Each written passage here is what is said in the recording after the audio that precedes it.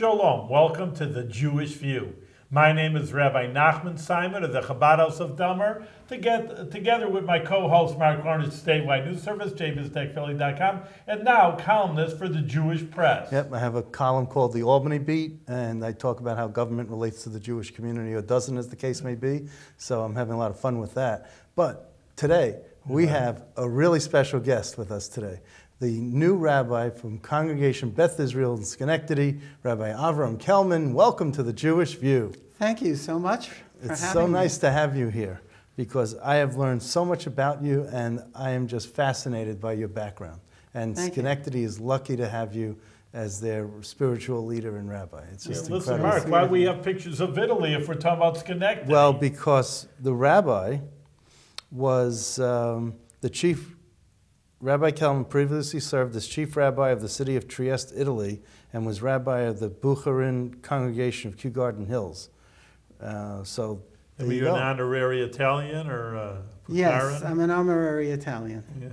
So you speak fluent Italian? I mean, I do now. You do now? Yeah, Well, I didn't when I got there. Schenectady has a section called Little Italy. Yes, so I You hear. fit right in. You haven't gone through there yet, huh? We actually have sent out some feelers with the Italian Heritage Society, and my wife will be giving a lecture there. Oh, really? Yes. Oh, well, that's terrific. Yeah. We're going to the Little Italy in Schenectady is little. It's 2 blocks, I think. Yeah, It's yeah. very little. There's a Little Italy in Troy, Yeah. which is maybe 4 or 5 blocks. Right. So maybe you can expand out to Troy Well, also. next time I go to Trieste, Yes. I'll see if they have a little Schenectady. Oh, that's very good. You know, let's talk about that. Tell us about Trieste, where it is. Tell you the truth. Maybe I'm ignorant, but I never heard of it before. Where is it? Yeah. Tell us about the city and the Jewish community there. Well, Trieste is a very unique city in Italy because it initially was not part of Italy. It was part of the Austro-Hungarian Empire. It's a way up north. So it was the only seaport for the Austrian Empire to the Mediterranean. And it was also known as the Porta di Sion, or the Port of Zion, because anybody who lived in Central Europe and wanted to visit Israel would have to go to Trieste. So Trieste, as a Jewish community, really began as sort of a tourist community serving travelers to the land of Israel. How long? What's the Time how long frame. ago? Yeah. So I would imagine the 19th century. So it was Till under the beginning of the 20th century. Austria-Hungary ruled maybe during World War I? Now, yes. Now, during World War I, the German army lost, and already there was a movement in Italy itself to become an independent, unified country. They had never really been that, and Trieste was sort of like the last holdout. The reason why Trieste was related to Italy was because that was the language that people spoke, or it was a dialect of Italian. What, Trieste is a dialect of Italian? Yes. Every city in Italy has their own local dialect. Okay. And actually, for the Jewish community, it was really amazing because I discovered that this is true of the Jews as well, because every city had their own trup, their own way of reading the Torah, and their own manginot, their own ways of singing the prayers. And it was really fascinating to discover all of this. Well, today, there's not much left, unfortunately. The Italian, I mean, really, the Roman Empire goes back a few thousand years. Yes. I mean, then they say in the Talmud there were Jewish people in Rome, which I would assume all over Italy.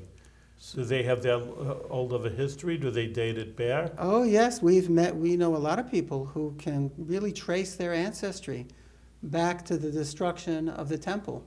How long, what years were you the chief rabbi of Trieste? Oh, dear. I was 1992 to 95. Oh, so it's relatively recently when we talk about the hundreds of years prior to that. Yes. Okay, and why did you, what drove you, what was the magnet that attracted you to Trieste? Well, it's an interesting story. This has to do with my father-in-law of blessed memory, Aaron Cohen. He was of Yemenite extraction, but when he was a young man, he was sent by the Sachnut, the Jewish agency in Israel, to begin what they call B'nai Akiva, a youth movement, a religious youth movement in Italy. And he had a real charming personality. He had a real charisma about him, and he had a great success. And he also fell in love with Italy, as I did ultimately. And he always kept a connection with the Italian Jewish community. He lived in Yerushalayim, but not before marrying one of his students. And you know, the rest is history, as it were. Yeah. And yeah. So this is your wife's father? So my wife's father, right. He always had a connection with Italy. He spoke fluent Italian. Now give a shout out to your wife. What's her name? My wife is Leora Rivka Kelman, and she, or as I like to call her, La Rabbinessa. And that's what she likes to be called, That's La what she Rabbinessa. likes to be called, yes. Okay, so I just want to... Rabbinessa means Rebbitzin. Mm-hmm. That's the Italian version. So that's what, and that's a new terminology for the people in Schenectady as well as a lot of, now you talk about a lot of dialects, different dialects in Italy. In the United States, we have different dialects. You go to Texas, you go to Massachusetts, you're always going to hear different things, such as in Massachusetts. You know, you were the rabbi at Congregation Ahabat Shalom in Lynn, Massachusetts, before coming here. That's correct. And you know, Massachusetts, when you want sprinkles, well, yeah, we will in a second. But when you want sprinkles on your ice cream cone, they call them Jimmy's. That's correct. You see, and they have hoagies and not Subway. You know? Oh no, this is a lot more. So there's different dialects. Anyway, these are practically different languages in the sense that if you're not from that area, if you're just from a couple of cities away, you wouldn't understand the local dialect. But everybody speaks Italian. Going back to history, look, it goes back 2,000 years from Italy, but even more recently, what was the Jewish community before the Holocaust, and what was the ramifications of the Holocaust in this city? Yeah, so this was a very famous community. In fact, many of your viewers may be familiar with a liqueur called the Stock Liqueur Company. They produce different whiskeys. S-T-O-C-K or? S-T-O-C-K. Yeah. And they got a license to produce liquor under the Austrian Empire when they came hundreds of years ago. And they were very famous. And in fact, they supported the Jewish community. In fact, Mr. Stock, Emilio Stock, if I'm not mistaken, always used to say that as long as there's one Jewish child in Trieste, we'll have a Jewish school. And ultimately, they ended up having the oldest continual Jewish school in Europe. What's this picture that's in front of us here? All right, so this picture is my synagogue. Yeah, it's a beauty. It's magnificent. This was built in the 1910s, I believe.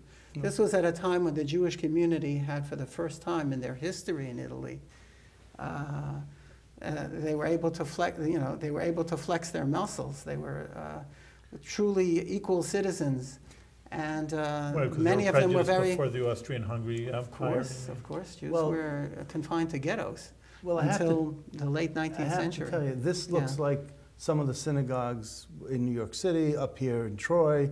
I mean, it just, it looks, picture doesn't do it justice because... The dimensions don't do it because...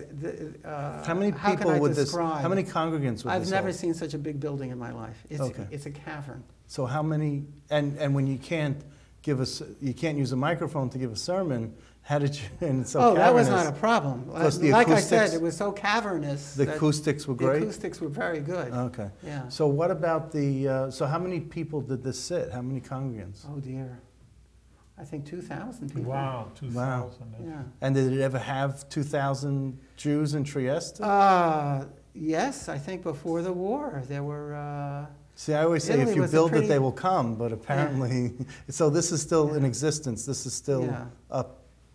It's not, hasn't been damaged or Yes, anything. yes. I think the population before the war was about 10,000. And what about Jews. after the war? When I was there, it was 598. Okay. In There weren't Italy, the you hu- have to be signed in to the community. So that So is, you we know knew for exactly sure. who was there. Yeah, and it fluctuated, of course. But the Nazis obviously didn't destroy this city. They occupied Italy. I mean, generally they did. But They, well, Mussolini. yeah, as a matter of fact, wasn't as bad as Mussolini Hitler. Initially had no problems with Jews. Yeah, that's what he wasn't But as because bad of as his Hitler. newfound friendship with Hitler, he either under pressure or, as an opportunity, decided to introduce the racial laws. And the place that he did it was the city of Trieste. Really? Yes, Was the first university. city. now you Yeah. also brought a book with the, did you want to say anything else about the picture? Or? Well, I just do I thought, have that I mean, picture? what happened to the Jewish people? People know they maybe left from Italy to Palestine. I mean, a lot of things happened to a lot So of different Jews. the Italian they were sent Jews to were Auschwitz. pretty, they were pretty safe for most of the war because Mussolini was an ally of Hitler. Right. And the Italians are unique people. If you tell them the law is this, they do everything they can to try to break the law. Really? They don't. They're very independent people. Hence the mafia. And well, I don't know if I would go that far, but there's an independent spirit. Okay. And we used to see that a lot. And Well, we see for it the in our- Jews we during the s- war, that was a great advantage. We see it in our governor today. Yeah. Oh, The okay, independent well, spirit. uh, I always bring politics yeah. into everything. That's Okay. okay. This way, they didn't follow all the hate laws, meaning they didn't lockstep like the Germans They didn't. did. They didn't. Although they were officially on the books, and if you were a doctor, a lawyer, a professor, you were officially fired. But they managed. In fact, they had all the university students who had to matriculate in order to get their degrees. They were allowed to have a Jewish school in the synagogue, basically, or in the Oh, so vicinity. cavernous, you would be able to fit a Yeah. school in there. That's So, right. so what That's happened to right. the 10,000? How it got down to 500? So the story was that I believe if I'm not mistaken, October 1943, that's when the Nazis took over Italy. And there was a hero in the Jewish community by the name of Signor Dottore Morpurgo. Morpurgo is an Italian Jewish name. In fact, one of the commentaries on the Shulchan Aruch is a Morpurgo. And he did everything that he could to try to save as many people as possible, mostly refugees, because Trieste at the time was a magnet for refugees from Eastern Europe and from Germany. Because, like you said at the beginning, it was Yeah. a gateway city. Yes, so people were really in there. And he managed to save everybody, and he was the captain that went down with the ship. Mm. And So they did yeah. deport many Jews from Trieste. Yes. Whoever they were able to find, they deported. And at the end of the war, of course, very few were able to return. Now, Yeah. you were ordained in the last class that was taught by Rabbi Yes, I Yosef had- Dov Halevi Solovechick. Correct. Could you please explain for our audience why this is such a prominent and such a historic? Well, Rabbi Solovechick was the premier rabbi of what eventually became known to be modern Orthodoxy. And he succeeded in training generations of Jews who were otherwise would have been on a fast track to assimilation, that it's possible to maintain Yiddishkeit, Judaism, and be a full partner in the rest of the world without too much conflict. And he was an example of this. And he was a first-class Talmudist, we'll call it. In fact, he was, in his younger days, he was considered a holy terror. The guys were afraid of him because he used to teach in the manner of Slobodka and Emir and Volozhin. And how old was he when he passed? I think he was pretty close. He was in his 90s. 90s, okay. Yeah. And you were how old when you had him as a teacher? So I was in Smicha, so how old was I? I don't know, in my early 20s. Yeah. Early Yeah. 20s, okay. Well, Yeah. And I also was really taken by the fact that you now serve as a rabbinic judge on the Rabbinical Court of Justice in Boston? Yes. What do you have? I mean, now explain again to our audience. A rabbinical judge? They'll look at this and they'll say, "What do you need a rabbinical judge for? We got so many other judges here, and you must, they must think." Now, rabbinical judges don't get paid, right? That's the Correct. first thing. This is all volunteer. Okay, and you're not appointed by like a governor or someone. That is correct. So tell us more about how this came about. Well, as soon as I came to Boston, there was a rabbi who I love dearly. His name was Rabbi Avraham Kelman, and he was the administrator of the Beis Din of Boston. The Beis Din is the court, the trial the tribunal? rabbinical court, the rabbinical tribunal. And like any court, we... Move the mic up. Yeah. Move the mic up. Okay, just hold on one second. That wasn't the right thing to do. Okay. Can we do this? Okay. Okay. All right. I'm sorry. I should have kept it out. Okay. This is why it's cable. Okay. Come on now. Oh my gosh.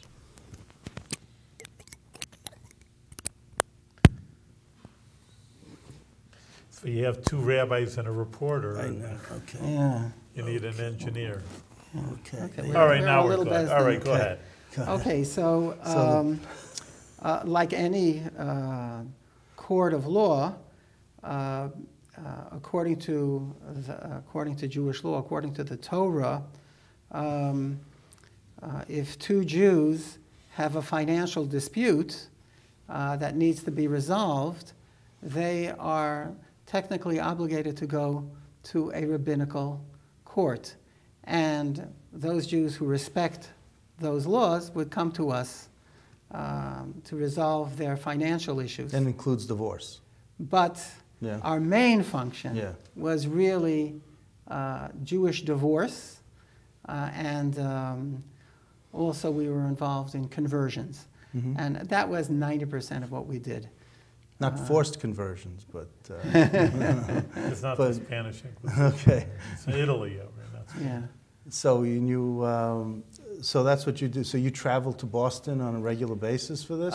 Whenever I can, I will go and I'll be involved in it's a special type of unique training Yes, that it you is. need. Yeah. And I am so grateful to God that I was able to have that training. And I did it for 16 years. And you're still doing it? And I'm still doing it. Okay. I'm still Just doing on it. that note, maybe just for our viewers, Mark, why you need a Jewish court for divorce. Mm-hmm. So, I mean, it's just interesting what Rabbi Kelman said. Now, criminal, someone breaks into the house, the Jewish court, the Beis Din doesn't deal with it. But in conversions, you can obviously understand Right. No, why we don't you do. need rabbinical. We're not involved in criminal law. That's Right. for sure. No, that's taken But care of the government. why is a Jewish divorce? Maybe the 1 minute. I mean, it's the whole subject in its own right. But just maybe for our viewers, why do Yeah. you have to go to the rabbis to get divorced? Yeah, the Torah, actually, the written Torah in 2 verses summarizes the requirements for a Jewish divorce. And we have a tradition that, based on those verses, a whole huge literature of how this is properly to be done. And it's really important for people, for Jewish people, to get an Orthodox Jewish divorce And in Boston, many of the other communities prefer an Orthodox divorce simply because that will be accepted everywhere, and particularly if the people or their descendants ever intend to move to Israel. It's really important to get that And that's so they Jewish could divorce. remarry possibly, or Yes, they can in continue order- on with their life. Exactly, exactly. Maybe we And should. it's a very non-threatening environment, Yeah. and we're very respectful of people, Good. and But we if they, have great but if success. if one of the parties doesn't want to honor that and doesn't want to go through the Beis Din, then then there's no real recourse. But it's sometimes that it's only the man, right, who can grant. Yeah, according to the Jewish divorce. law, for God's good reasons, we will say, it is the man who gives the divorce. And it's not uncommon that men will take advantage of that situation.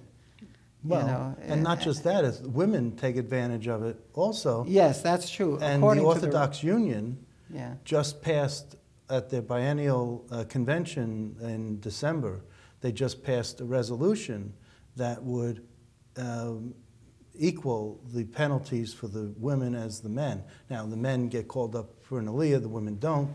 For a high honor to the Torah, the women don't. But for everything else, in terms of being honored by the community and honored by the agency or some, having a role in that, the women would be just as much ostracized, not invited over to other people's homes for dinner or for a meal. Mark, it's really, like I said, it's a subject itself. Maybe we'll have to ask Rabbi Kelman to come back. No, I understand, but I'm just saying that. What I would say is, Orthodox- I didn't know about this, by the way. I'm Okay. very happy to hear it. But I think we have a very unique Beis Din in Boston. Yeah. And we like to say we always get our man. Uh-huh. And thank God, it can take a while.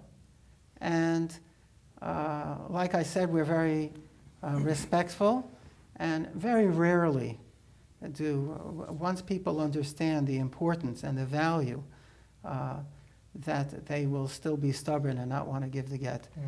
So we're very fortunate in that way. Okay. Mark, I want to go to Yeah. the present. We talked Right. about the past in Italy. Yes. Right. You're based in the present. You are the rabbi of Schenectady. Yes. Mark introduced you. So what do you see as the Jewish community now in Schenectady, and like I say, look towards the future? I have to say that I am absolutely thrilled with my community now. Mm-hmm.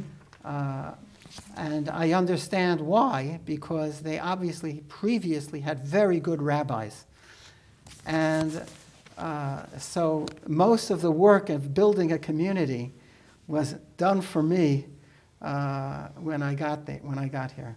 But there's still plenty for me to be able to be involved in and to be able to do. I see my goal as continuing what we mentioned earlier about the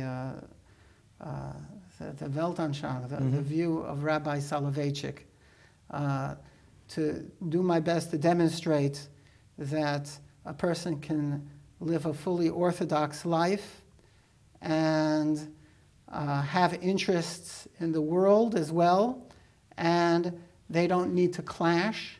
And so it is my immediate goals for the future is to try to, of course, improve the membership. Mm-hmm. We love, we're a very welcoming community. Well, we're all like family. And my primary goal is really to teach Torah. I see myself as a teacher of the Torah. And I also Yeah. think that with your wife cooking the way she does, you will certainly, the way to a congregant's heart is through their stomach. That's I guess. actually related to Italy, if I may. Yes. Go ahead. Well, that's what I wanted to show one of over the- here. Yeah. One of Mark's our invited for dinner. conundrums when we got to Italy was, unlike America, where you go to any supermarket and you find myriad cornucopious products with kosher symbols. In Italy, you had nothing, Really, why not? There's a or very sense of- little. There's very sizable little. community, and I mean Rome for sure. Yeah, well, I'm talking about when I was there in Trieste. We were able to import meat from other communities and from Israel. But essentially, the things that I took for granted in America, like ketchup, Yeah. or they did sell ketchup. They did sell, actually, sometimes it was the same brands that we're familiar with in America, but they're made in Europe, and they don't have kosher supervision in Europe. So here I found myself in an unusual situation. I'll just give you one quick example. Go ahead.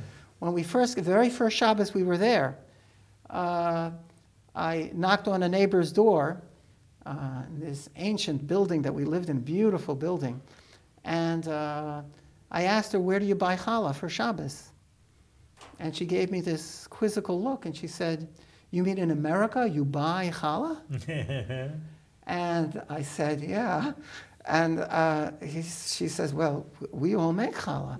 And I said, you know, I'm embarrassed to tell you that I don't know how to make challah. And at the time, I don't think my wife could make either. She said, don't worry, I'll show you. And this was late on a Friday afternoon. She came into the house. She brought some flour, an egg, water, boom, boom, boom, and yeast, put it in the oven. She had her own unique system of rising the dough while it was in the oven to save time. And in an hour, we had beautiful challahs. And so she gave me lessons, and I learned how to make challah. Well, this is your wife made this, and this is wagon wheel pasta with some meat in it and some other raisins and pine nuts. This is called. This is wonderful. It's really called delicious. Pharaoh's wheels, and it was traditionally eaten on the Sabbath of the Song of the Sea when we read about the Israelites crossing the Red Sea, and it's a hodgepodge of the wheels, which represent the chariots. And the meat is the horses, I suppose, and the raisins are the Egyptians, and the pine nuts are another thing. Okay. But it's a very... the Jewish people crossing, yeah. It's a very delicious dish, and thank you for bringing it in. These are uniquely Italian, you're saying? This was unique to Trieste, although I'm sure they were in other cities as well. On Purim, they had a special custom, and they didn't know why. And I had to tell them why. What was that? They used to have something called montini. That was the Purim specialty. It essentially was a marzipan mountain, little mountains of marzipan, and they have it in different colors, all handmade. And they said, this is what we eat on Purim. We don't know why. It's like a candy. I mean, like a candy. So I suggested you're right. that the Talmud tells us that Purim is similar to the holiday of Shavuot in that the people reaccepted the Torah anew. And just as the Torah was given on Mount Sinai, maybe that's why we have the little montini, the little mountains on Purim as well. Yeah. All right. So well, you told them about their own traditions. My job. So we didn't get to half the things that we wanted to talk about. Yeah. I just wanted to mention for everyone's information that you are also a shochet, which means that you a ritual slaughterer. Right. So you're a moil.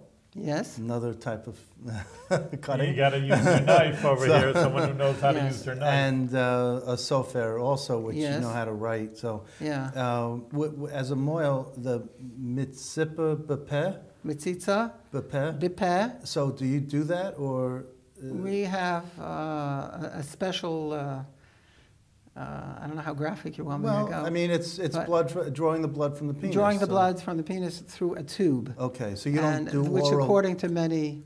Because in New York City, it's a big deal in terms of oral suction, and there was an agreement by this mayor. Let me just explain. The reason was this was understood just like when you get an infection. Or a snake bite. Right. You want to draw out the poison.